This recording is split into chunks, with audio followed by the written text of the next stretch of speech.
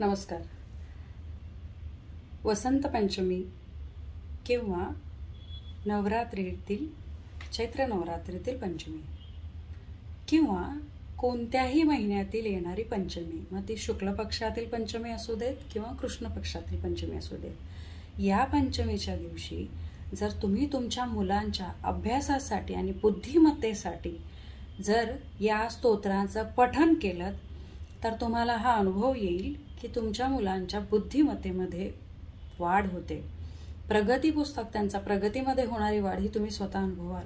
अशा वेळेस तुम्हाला मुलांना घेऊन बसायचे आणि मुलांना घेऊन बसून तुम्हाला सरस्वती स्तवन 21 वेळा किंवा तुम्ही प्रज्ञा विवर्धन स्तोत्र 21 वेळा पाठ करू शकता. पंचमीच्या दिवशी केलेला हा पाठ तुमच्या मुलांच्या बुद्धिमत्तेमध्ये वाढ करण्यात नक्कीच सहाय्यक होतो आणि त्याचा अतिशय उत्कृष्ट असा अनुभव येतो. त्यामुळे मुलांच्या प्रगतीसाठी, मुलांच्या अभ्यासासाठी, त्यांची स्मरणशक्ती चांगली राहावी, त्यांची बुद्धिमत्ता प्रगल्भ राहावी, त्यांना चांगली बुद्धिमत्ता मिळावी, त्यांचे चांगले आचार विचार व्हावेत, त्यांना एक चांगलं सुसंस्कृत व्यक्तिमत्व बनावं त्यांनी, या कामनेसहित, या कल्पनेसहित तुम्ही हा उपाय नक्की करून बघा, अनुभव घ्या. तुम्ही 6 महिने, वर्षभर जर पंचमीचा हा उपाय करताय तर तुम्हाला तुमच्या मुलांमध्ये प्रगती अनुभवायला मिळेल. आणि हा अनुभव घेऊन तुम्ही मला नक्की कळवा की तुमच्या मुलांना हा अनुभव कसा वाटतोय आणि त्यामध्ये तुम्हाला कसा लाभ होतोय.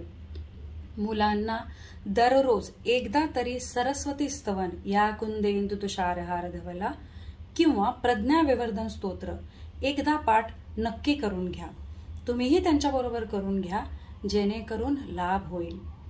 यामध्ये अजून एक गोष्ट मला मुख्यत्वे सांगावीशी वाटते की ज्या व्यक्तिमत्वामध्ये बौद्धिकदृष्ट्या कमकुवतपणा असेल किंवा कमी बुद्धिमत्तेची जर व्यक्तिमत्व असेल तर अशा व्यक्तींना श्रवण आणि वाचे थ्रू किंवा समोरच्या एखाद्या व्यक्तीने आई मुलासाठी किंवा वडील मुलांसाठी किंवा कोणीही व्यक्ती त्या मुलांसमोर बसून जर प्रज्ञाविवर्धन स्तोत्राचं उच्चारण करत असतील, पाठ करतील, तर त्यांना त्याचा लाभ व्हायला मदत होते. त्यामुळे हा उपाय नक्की करून बघा आणि तुमचे अनुभव मला नक्की कळवा.